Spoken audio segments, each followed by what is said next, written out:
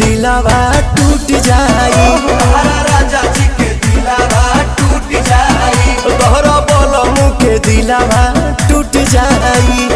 राजा जी के दिलावा टूट जाई।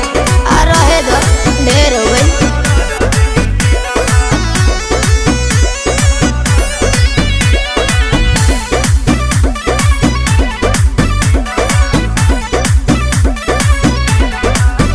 जनी छोड़ भवन करब